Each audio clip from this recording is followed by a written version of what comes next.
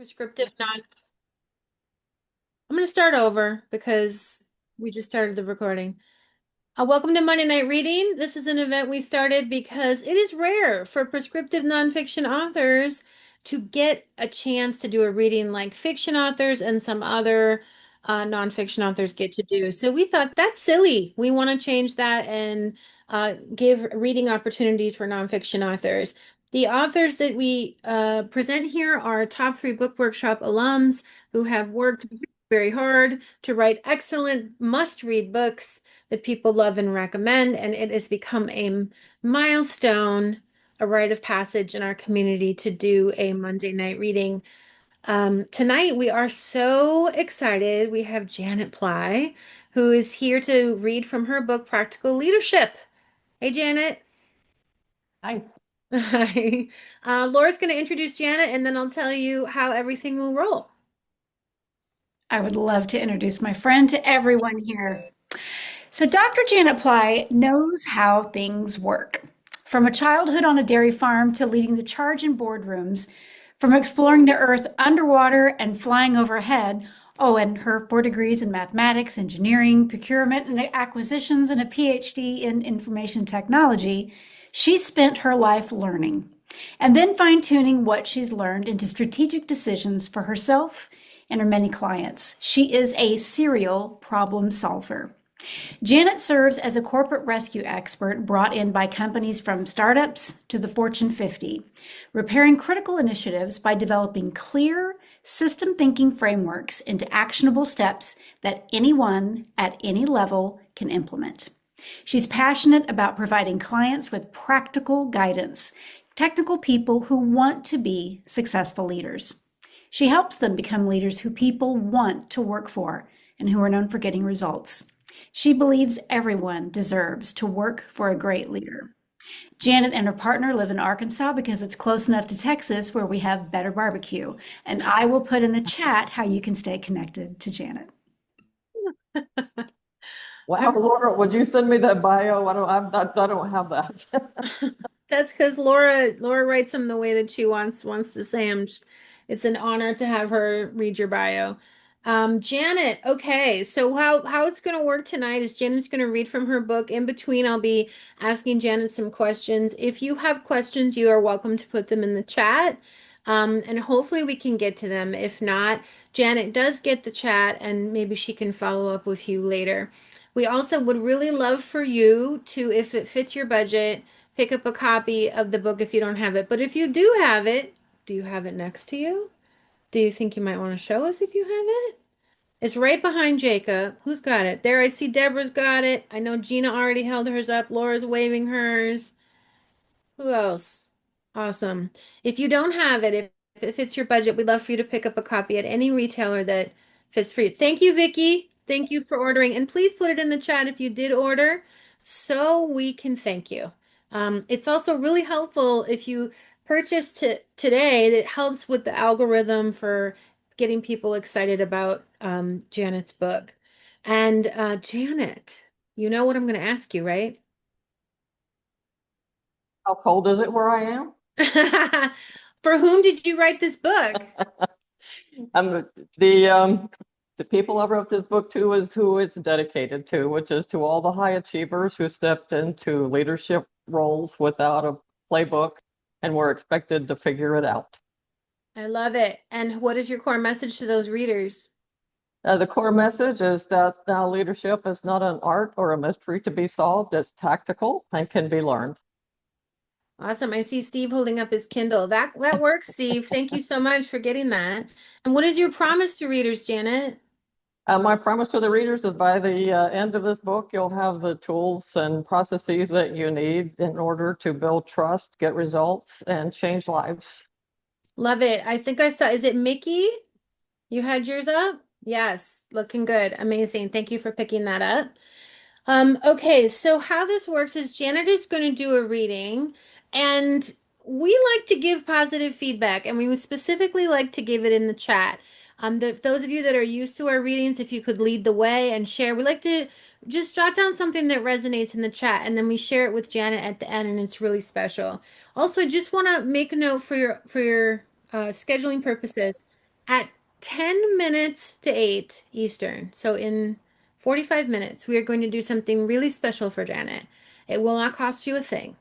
So I hope that you will stick around and help us do that. Okay, just bear with us till that end, and we're going to do something really, really special as a group for her. So Janet, please set up this excerpt. What are you going to read for us to start? Okay, well, I am going to read chapter 1 to start, since we rewrote this about 20 times. And I think it's probably one of the better chapters in the book. I think it's an awesome chapter, and I'm excited to hear it. Go for it, Janet. All right, chapter 1. Management is not leadership. The alarm went off at 5 a.m. like it did every morning. I got up, got dressed, and headed to the barn with my sisters to milk the cows before breakfast and school. My parents raised my 2 sisters and me on a small farm in Sulphur Springs, Arkansas, population 243. During the summers, we added in working in our garden, bush hogging pastures, and cutting firewood to our usual list of chores. Both my parents were hard workers, probably to a fault, and instilled their work ethic in me. Dad would say repeatedly, get a good education and work hard, and you'll always have a job. I vividly remember sitting in a lawn chair under the large pine trees in our yard, shucking ears of corn and thinking, I don't know what I'm going to do when I grow up, but it's not going to be working in the hot sun, getting chiggers from picking blackberries and cleaning out manure in a barn. If all I need to do is go to college and work hard, that's easier than what I'm doing now. Few people could outwork me. I finished my undergraduate degree in 3 years, taking a heavy course load while working to pay for college. My last year, I worked as a checker in a Safeway grocery store, averaging 25 to 35 hours a week in addition to classes. When I graduated from college, I was offered a position as a manager trainee at Safeway. Maybe Dad was right. My hard work and education were already paying off. I had a job opportunity that paid more than double what programmer jobs were paying, which was what I had planned to do upon graduation. Over the years, I went back to college for 3 graduate degrees and continued to move into larger roles. My managers loved how much work I got done, my dependability, and my drive to learn and improve. I thought I was a natural leader. Getting results came easily for me. No matter how hard I worked or how many hours I put in, it was easier than milking cows and picking, shelling, or shucking vegetables from the garden. Like most people promoted into management roles, I took a personality assessment, in this case, the Myers-Briggs survey. This self-administered assessment is designed to help people understand their personality types, strengths, and preferences, and to better understand how they relate to others who have different personality types. My personality profile was ENTJ, extroverted, intuitive, thinking, judging, a profile with characteristics, according to the assessment, that make natural leaders. I took that to heart, which led me to the conclusion that my way of doing things must be right. Work hard and keep learning. I continued with my game plan, which seemed to be working well, until it didn't. Just because my profile was described as a natural leader didn't resolve the flaws that would cause me to flounder and even fail in leadership roles. I began to learn that my work ethic superpowers didn't always translate into good leadership skills. I was still getting up at 5 o'clock and was at work by 6:30 or 7. I would leave each evening at 7 or later. I worked most weekends.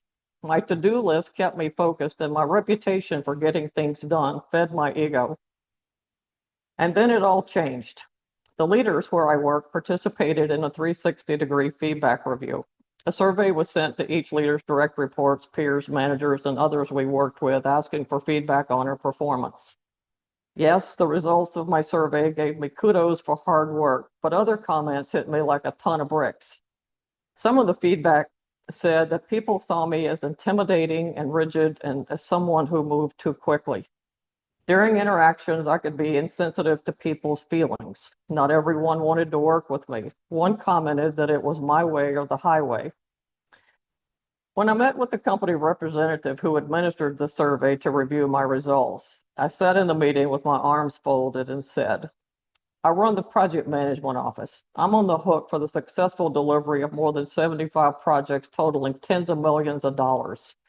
It's my responsibility to set the guidelines for how we manage projects. It's natural for people to view me as being rigid. They don't want to follow the processes we have in place and change how they work. I have high expectations, and not everyone wants to put in the work to meet them. I get why people may not want to work for me. I want to work with people who want to get things done.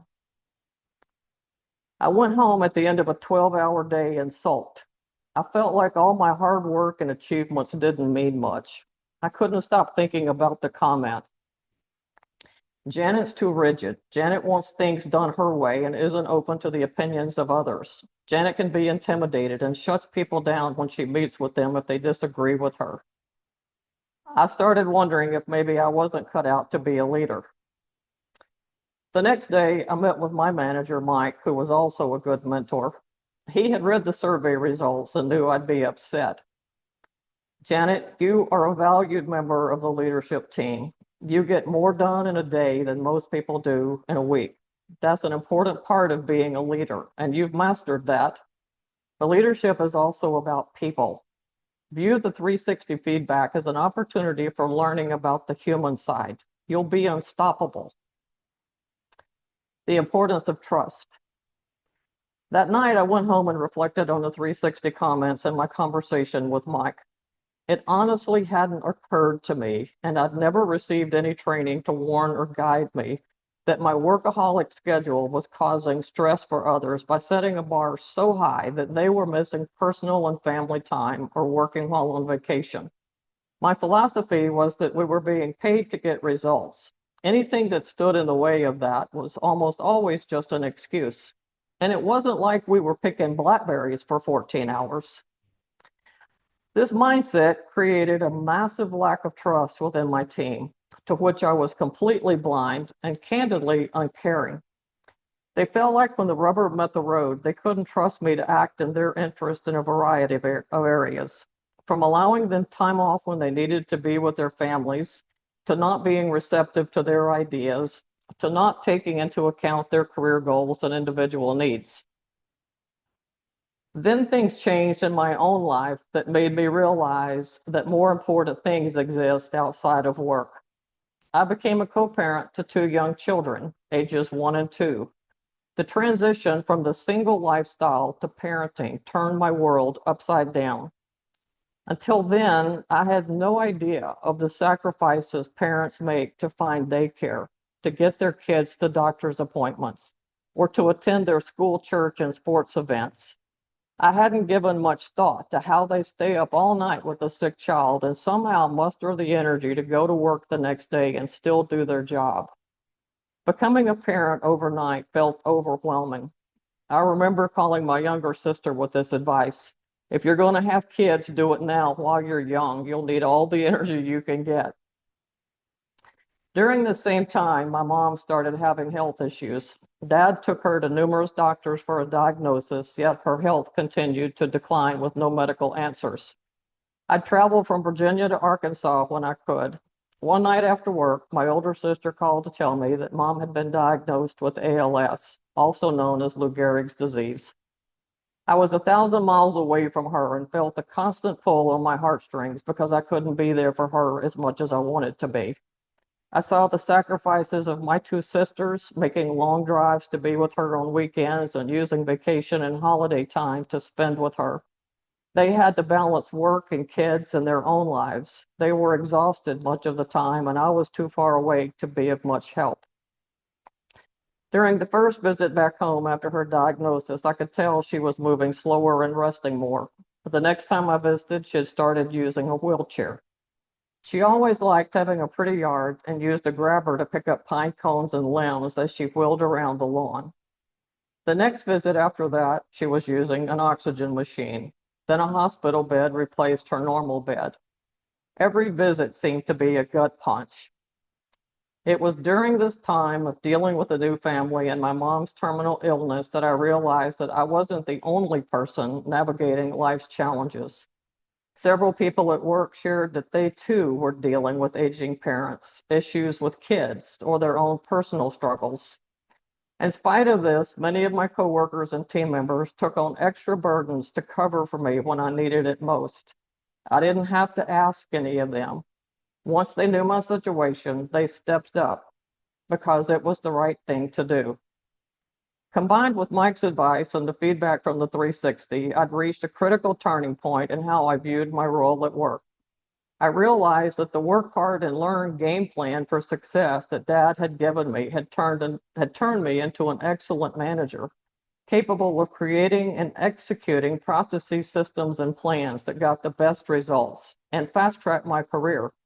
But it also produced a toxic environment with my colleagues that was ultimately unsustainable.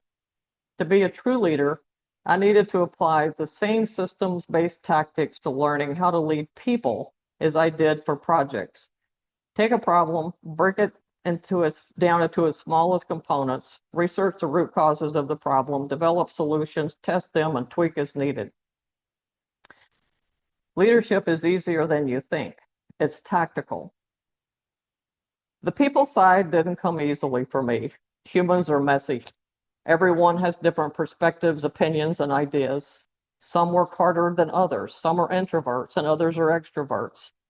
But what I eventually discovered was that leadership isn't that complicated. You don't have to be a natural born leader or have a certain personality or even be the best and brightest.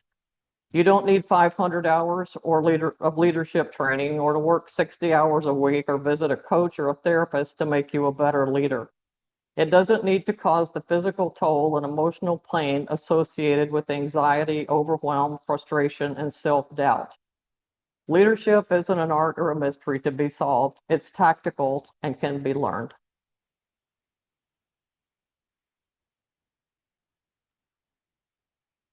That's so good. That is tight, Janet. That is tight, good storytelling, very clear messaging. Love. You must be so happy with that. I am, and I'm happy at how hard you pushed me. You, some of you may not know this, but the first time I met with AJ, I told her that my belief was that people wanted to read bullet points and tables and not a bunch of stories, because that's how I like to do it. And AJ must have wanted to like pat me on my head and go, "Isn't she cute?" And she just very patiently said, "Well, Janet, not everybody is like you."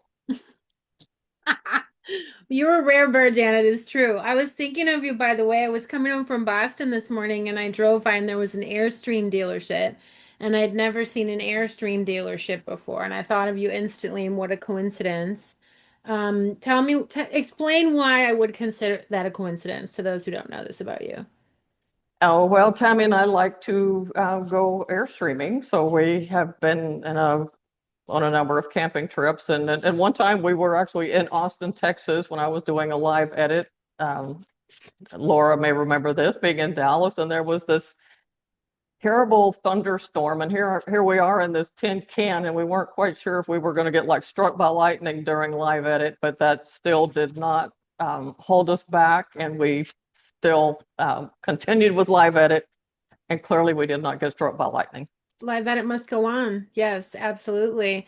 All right, Janet. So I want to just ask you, this is something that I've given a lot of thought to since I got to know you. But I would love for you to tell me a little bit more about it. So the title of chapter one is Management is Not Leadership. And can you share more about why you wanted to make that critical point? Because you did say, I was a good manager, but why do so many people get tripped up about this? Well, I think that a lot of people feel that they are good leaders and they're really good managers. They can get work done. They may be able to get tons of things done. But just like me, that did not make me a good leader. It didn't address the people side of things. So to me, it was very important to say, just because you're put into a management role does not make you a leader. And so let's talk a little bit about more why you say leadership is tactical. And there's so many books on leadership. Why did you think we needed to learn this component, this perspective? Well, like one of the things that I've learned through this book journey is I thought people were natural born writers, and lots of people are naturally born, in whatever. And I do think, you with personality types, certain things are better that, it's come more naturally to you than others. But what I've learned is that, like most things, it is tactical. I read an article the other day on, here are tactics for being more charismatic. And, you would just think that people are either charismatic or they're not. So to me, leadership, like writing, it's a craft, and it's going to just be a journey, a process of mastering it as you go through. And this was actually it made me smile. A couple of weeks ago, I finished up a 7-week leadership course, and when we were wrapping up at the end, one of the guys in the class said, after taking this course, I realize now that people that I view are better leaders are just further along in their leadership journey than I am. They have mastered more things than I have. So now I see, based on this course, how my journey is going to unfold as I progress in my career. And so that to me was just sort of validation that if a person wants to be a great leader, they can be. They don't have to be born that way. They don't have to have special talent or skills. They just have to have experience and keep practicing. Right. Yeah, I love that. Um, I thought it was so cool when you explained that to me, when you say leadership is tactical, it makes it seem doable to me. When you say it like that, then it seems doable. Oh, these are tactics you can try. It didn't seem like such a big mystery to me, so I always appreciated that. I want to just take a moment also to remind you if you have not picked up a copy of Janet's book, today's the day if it fits your budget. If it does not fit your budget, that's cool. We would love for you to maybe contact your local library and request a copy. And actually, if you want to go the extra mile for Janet, that's something you could do for her if you've already picked up a copy. Did you know that you can go to your library's website to request a copy of Janet's book? You don't even have to walk in. But if you want to walk in, because who wouldn't want to go to their local library, you can also order there. That also helps Janet and costs you nothing but about 2 minutes of your time. If you want to check on that. Janet, you told me something in an email that you have something you're doing with AI about difficult conversations. Can you share a little bit about that? I can actually tomorrow, if anyone is interested, at noon Central Time, I'm doing a free workshop on how to use AI for difficult conversations. I know several of you on this call already signed up for it. Um, from a bigger scope, I'm actually taking all the concepts in my book and building out an AI for Leaders portal. So tomorrow we'll be going through an hour-long workshop on how to use AI to help with difficult conversations, because I get the most feedback. I think of anything in my book, I get the most feedback on the framework for my difficult conversation. None of us like having hard conversations or telling people they're not performing well, or whatever they're. So we're going to walk through. We won't have time to go through the framework tomorrow, but we'll go through how to use AI to help prepare for and role play difficult conversations with people. And then, like I said, longer term, building out an AI portal for all the concepts in the book for to support the processes and frameworks that I have built out here. Awesome. I'm excited to see how much you've built. I'm kind of amazed because you had to go through the production of the book, then you had all the marketing of the book, and you had a bunch of shifts with the book production and so much going on. And yet you've built out this whole infrastructure with workshops and now this AI thing and the portal. And I mean, gosh, that's a lot. You've been busy. Well, the workshop has been around since 2019, and the book is actually based more on the workshop than the workshop is on the book. So the book was just Don't sort of a natural don't evolution of the downplay workshop. it. Don't downplay it. It's a lot of Oh, work what you've been doing. well, it's a lot of work, and so I'm still a recovering workaholic for sure. That's all right. We all benefit from it. Although I don't know if Tammy would agree, but I think the rest of us benefit from it. What are you going to read for us next, Janet? I'm going to read about distractions. All I'm right. actually going to split this in two. I'm just going to read a little bit on on digital distractions first. I think it's in chapter 10, and then switch over to multitasking, which is one of the soapbox things that I whine about a lot in my classes. Okay. Sounds good. All right, let me get to my pages.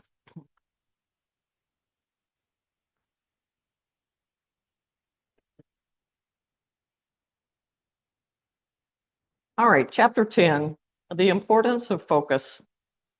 Alex starts his day with a familiar ritual. The alarm goes off on his smartphone beside the bed. He hits snooze a couple of times, and then, instead of getting up, he scrolls through emails and social media feeds.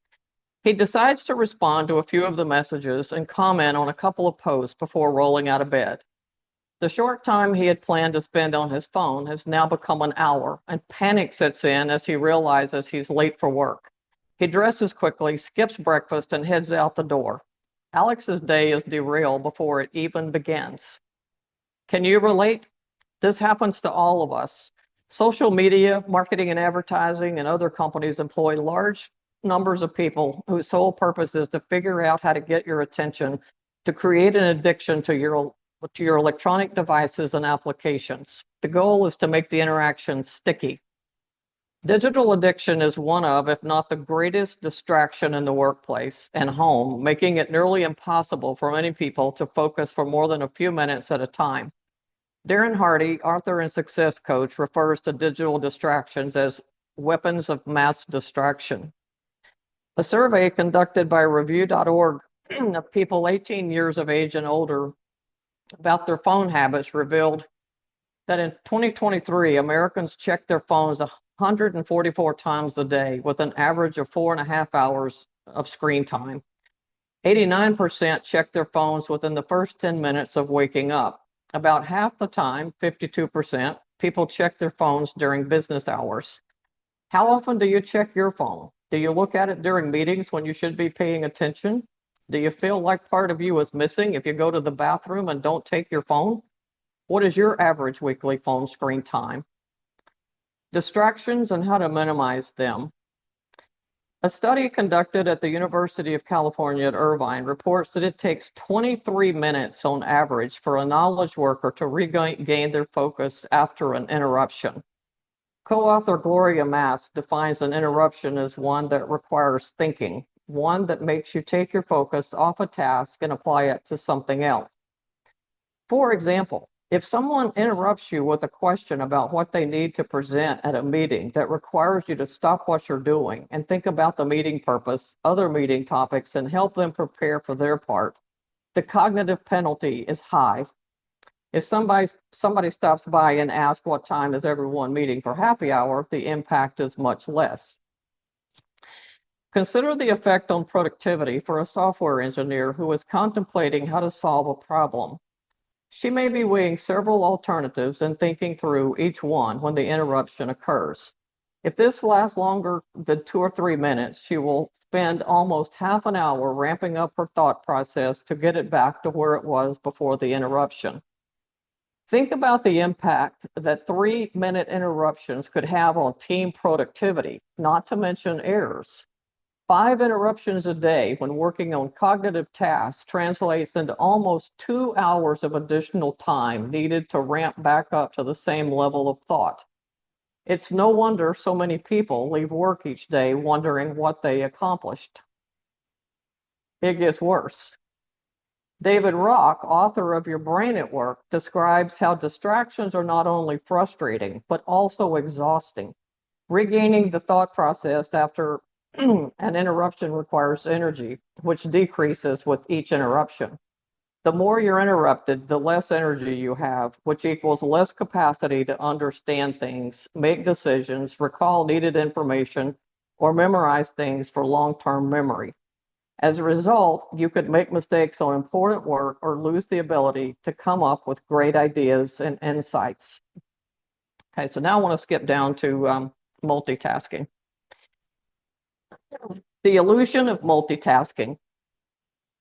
NTSB, Snapchat post caused fatal distraction, read the headline of a safety article posted on the Aircraft Owner and Pilots Association website.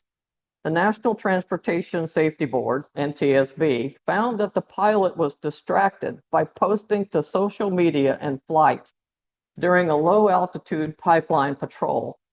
The airplane struck one of the cables attached to the radio tower in St. Louis, Michigan, killing the 23-year-old pilot.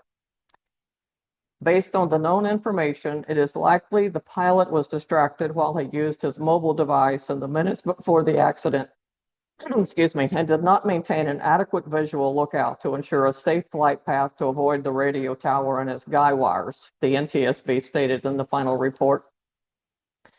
Contributing to the accident, the agency continued, was the pilot's unnecessary use of his mobile device during the flight, which diminished his attention monitoring of the airplane's flight path. 2 people reported that the pilot posted a Snapchat video that showed the terrain ahead of the aircraft while it was 5 to 10 miles southeast of the accident site, approximately 35 seconds before the crash. Not only does social media adversely affect our productivity, but when trying to multitask using social media, it can prove fatal. Some people tout how good they are at multitasking, almost like a badge of honor. Of course, these are the same people who ask you to repeat what was said earlier, didn't catch their action items, and caused you to go back and provide the context. Or maybe they just crashed.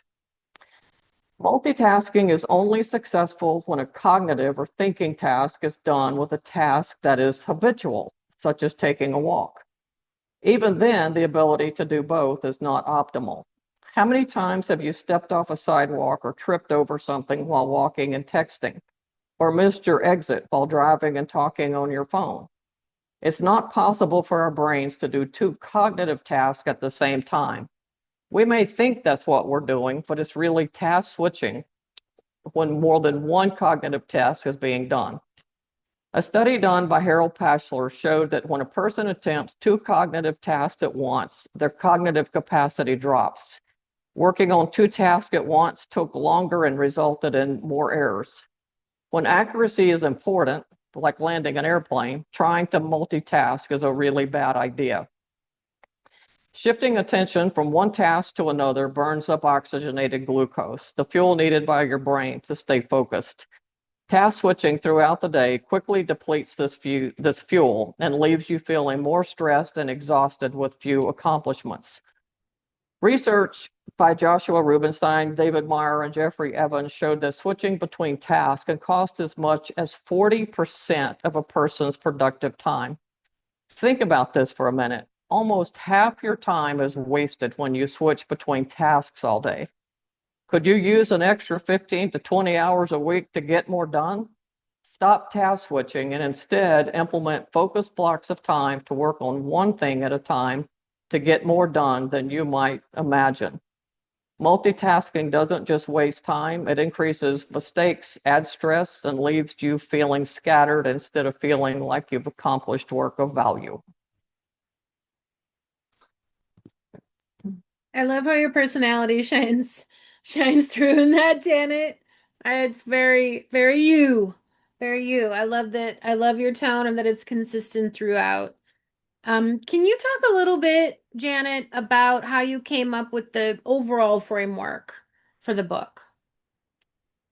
Well, I had the workshop, as I mentioned before, but I didn't have it organized into a framework. And AJ, you were the one who challenged me to do that. And I've heard you challenge lots of people to come up with a framework because I don't think that's something that we often think about. It's like, oh no, it's just the way we do it. This is how I teach it, or what I do, or how the course is organized, or whatever. But when you challenged me to come up with a framework, I thought I never really thought about it. So I started dissecting the course, organizing it in different ways under different dimensions and this and that. I reached out to several people who were framework experts and asked for their help on it. And the surprising thing was, after I settled on this framework, everything got so much easier. The book, every section of the book There's 6 parts of the framework. There's 6 sections of the book. Everything, when I would come up with an idea or someone else would say, hey, I need to know about this, it was like, oh, that fits right here. So it was because of your encouragement, AJ, and certainly for those of you who may be new authors or whatever, I would say if you could do the same thing, it will make your life a whole lot easier. And I'm also in the early stages of working to get the framework trademarked so that it can be additional IP. I love that. Get that IP. So, you talk a lot about establishing trust. Why is establishing trust so important for leadership?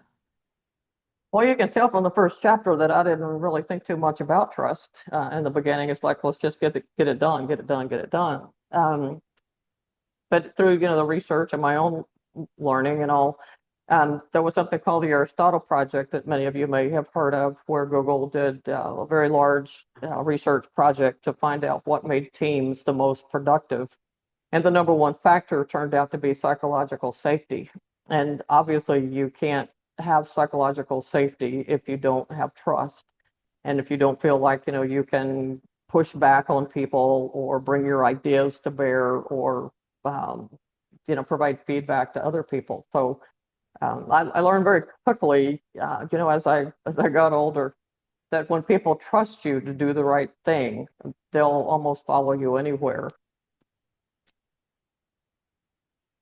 When people trust you to do the right thing, they'll almost follow you anywhere. That's amazing. That's true. That's absolutely true. Okay. What's the most important part of the framework? If you want someone to focus on one area first, where do we start? Well, it's a part of the framework in the middle. Everything builds on that, and it's leading by example. So, people are going to mimic the leader, is how we're wired from our DNA from 200,000 years ago. So you can't tell people to do one thing and you go do something else. If you have to model the behavior that you want to see in your team. So the one thing has to be, you've got to be able to lead by example. I love that. I love that. What is your next excerpt? This is the third and final excerpt. Third and final is going to be the Call to Greatness chapter. Oh, yeah. Okay. Yeah, I love those. All right. Let's hear it.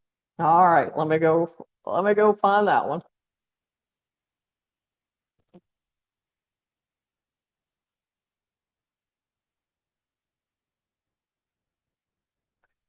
All right, conclusion.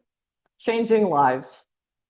I had just started a new client engagement, and after a couple of days in, I noticed something unusual.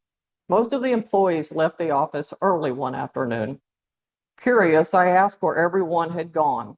A colleague explained that they had left to be there for Chuck, a long-tenured sales employee who had come home from the hospital to live out his final days. It was clear to me that he was no ordinary employee. When I learned more about Chuck, I was struck by the depth of his influence. His name came up in conversations, not because of his sales numbers, although those were impressive, but because of the way he made people feel. Chuck wasn't a formal leader with people reporting to him, yet he exemplified everything great leadership is about. Olivia, a senior executive at the company, told me, when I moved here for the job, I didn't know anyone. Chuck invited me, my husband, and my 3-year-old daughter to his neighborhood for Halloween and to attend a cul-de-sac party. I remember thinking, how generous, kind, and loving of him to invite a total stranger and my family to his house, open his doors and neighborhood, and let my daughter go trick-or-treating with his family and friends. It was such a kind and thoughtful gesture. But what made it even more special was that, unbeknownst to us, my husband and I had just signed a contract to build a house on his street a week earlier. That invitation was the beginning of knowing Chuck, not just as a coworker, but also as a neighbor. Chuck's kindness extended to his friends, neighbors, and coworkers. He hosted annual Friendsgiving gatherings at Thanksgiving, invited colleagues to go with him on sales calls to help them learn how to improve and look for ways to uplift others. He wasn't just focused on his success, Olivia said. He wanted everyone around him to succeed as well. Owen, Chuck's former manager, shared how much he learned from him. Chuck was my first hire, and I was terrible at leading back then.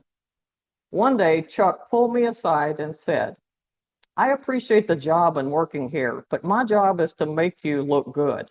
I need you to know that. You're my boss, and I don't want your job. I respect you and am focused on making you look good. This was Chuck's way of telling me to get off his back.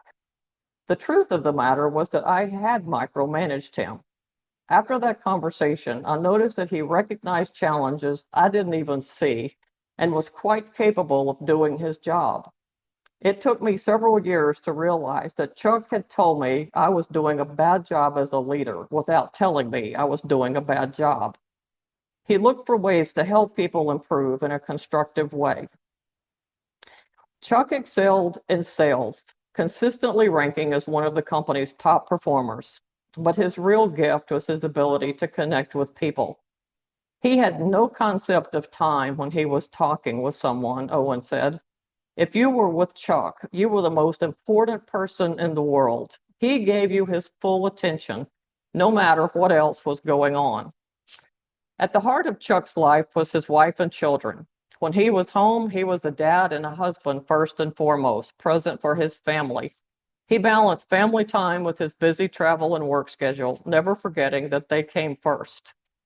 Chuck continued his successful track record with the company until he was diagnosed with leukemia.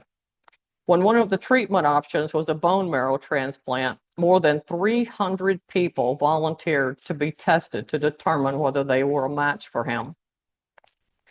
A donor was identified, and Chuck had the bone marrow transplant procedure.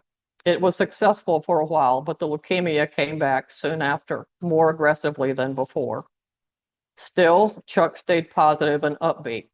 Despite the grueling treatments, he remained a source of encouragement for everyone around him.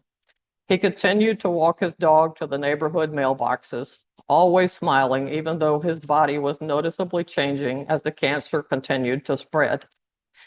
He remained an inspiration to coworkers, sending them uplifting notes or stopping by the office when his health permitted to cheer everyone on. When he had to wear an eye patch due to radiation damage, he would joke about it to put the other person at ease. When the inevitable end was near, Chuck was released from the hospital and sent home to spend his remaining time in hospice care. The company employees wanted to honor him. They didn't want to overwhelm him or make it about them. They just wanted to show him that they cared about and loved him. On the day Chuck was transported from the hospital to his house via ambulance, his colleagues coordinated with his wife to be there upon his arrival. Employees lined the street on both sides with signs relaying their love and admiration for him, clapping for him as the ambulance drove up. As the medics carefully carried Chuck inside and placed him in his bed, he knew his coworkers were there to say their goodbyes and to share a final moment with him. He asked for each person to come into his room individually. From his bed, he embraced each one, offering heartfelt gratitude and personal reflections. He knew these moments would leave a lasting impression, allowing him to connect with each colleague one last time. Afterward, it was clear to the employees that although they were showing up for Chuck to say their goodbyes, he actually was the one, once again, who showed up for them. His last words to each person model such exemplary leadership, making it about them, not himself. Olivia helped organize the last gathering for Chuck. She said, "You get to choose where you work. You get to choose how you spend your time, your days, and your hours, and you always hope that it means something at the end of your life. You hope it was worth it. You're never going to remember the number you hit, or the goals you met, or the quota you did or didn't meet. But you're going to remember the people who mattered to you and the lives you touched and that you mattered to them." I think we were successful with that with Chuck, and he did that for us. Chuck's story isn't just one of kindness and generosity. It's a blueprint for leadership. He showed that true leadership isn't about authority or titles. It's about connection, trust, and making a difference in the lives of others. The ripple effects of great leadership extend far beyond the workplace.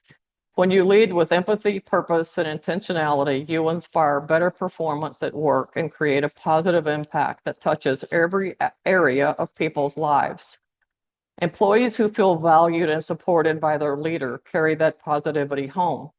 They walk through their front doors with less stress, more patience, and a greater sense of fulfillment. They are better partners, parents, and friends because they aren't weighed down by the anxiety of working under poor leadership. By providing clarity, trust, and encouragement, you help your team avoid the emotional toll of uncertainty and micromanagement. This doesn't just enhance productivity, it frees your team to focus on what matters most, both inside and outside of work. Instead of dreading their next workday or reliving workplace frustrations at the dinner table, they can be fully present for their families and friends. They show up at their kids' soccer games with a smile, enjoy conversations over dinner instead of venting about work, and sleep better at night knowing they're part of a supportive team. You might wonder, can I really become this kind of leader? The answer is yes. Hundreds of leaders who have used the resources, tools, and ideas in this book have transformed their leadership and their lives. Leaders have shared how implementing small but significant changes, like active listening, setting clear priorities, and delegating effectively, created dramatic improvements in their teams. Others have told me how understanding personality styles, giving meaningful feedback, or running better meetings has completely shifted their workplace dynamics. These leaders report not only increased trust and collaboration, but also reduced stress, improved morale, and higher performance. Leadership isn't about being perfect. It's about being intentional. Chuck exemplified that truth, and now you have the tools to do the same. As you reflect on your own journey, think about how far you've come. When you first stepped into a leadership role, you may have felt overwhelmed, unsure of where to start or how to earn your team's trust. Leadership might have seemed like more art than science, reserved for natural leaders. But now you know that leadership isn't an art, it's tactical and can be learned. Throughout this book, you've gained practical tools and strategies to help you earn respect, achieve results, and make a lasting impact. These skills don't just make you a better leader, they make you a better person. It's now your turn to carry the torch. Start small. Choose one tactic from this book and put it into practice today. Hold a meaningful one-on-one meeting. Take a few moments to listen deeply to someone who needs support. Celebrate a small win with your team. Set aside focused time. Don't stop there. Share what you've learned. Mentor someone who's just starting their journey. Be the kind of leader who inspires others to become leaders themselves. Everyone deserves to work for a great leader. Now you have the tools to be one. Go out and build trust, achieve results, change lives. And remember, the most important legacy you leave won't be in what you accomplish. It will be in the people whose lives you touch. The world needs great leaders and is waiting for people like you to rise to the occasion. And now you have the tools to lead with purpose and confidence. You've got this. Go lead. Yay! Excellent. I love it. I don't think you saw because you're reading, but Monica, which is one of the students in our current cohort, wrote, I can't believe you had initially planned to not include stories.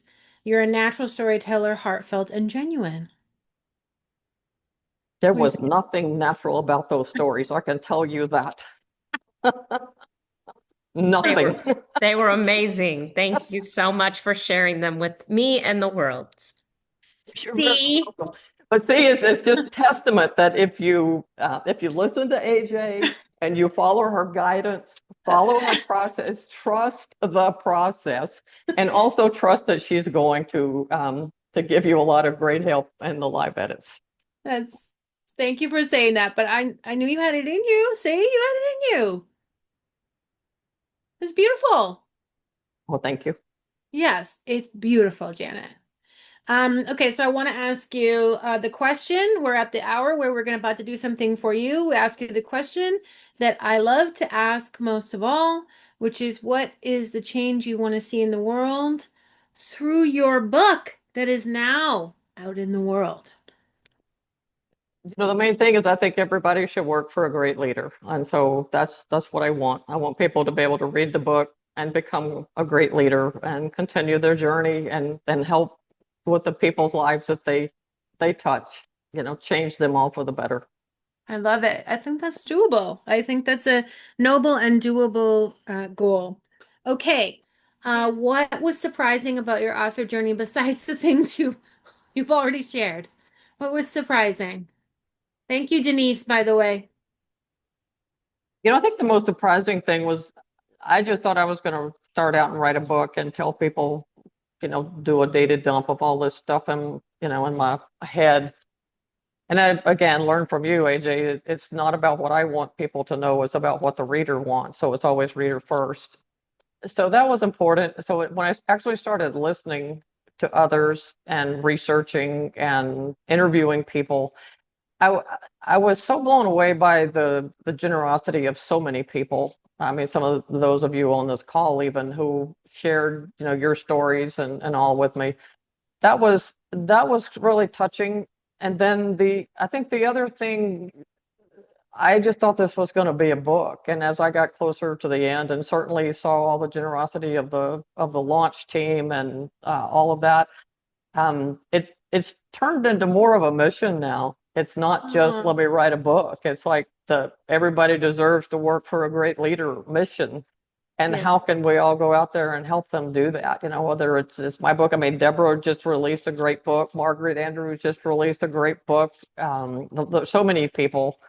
Gina, you were one of the first people who I ever even met. And AJ, you can thank Gina for getting me in the top three because she's like, if you want to write a great book, just do it, Janet. So there's just, I think the transformation that you make going from I'm going to write a book to an author to maybe even having a mission. I love that. I love that. That's it. Well, thank you. Thank you everybody for coming. We really appreciate it. Our next Monday night reading is actually with Sue Barber, with her second book release, and so stay tuned for that. And we look forward to seeing you at the next one. Take care, everyone. Oh, thank you, Irina. Thank you, Irina. Okay, bye, everyone.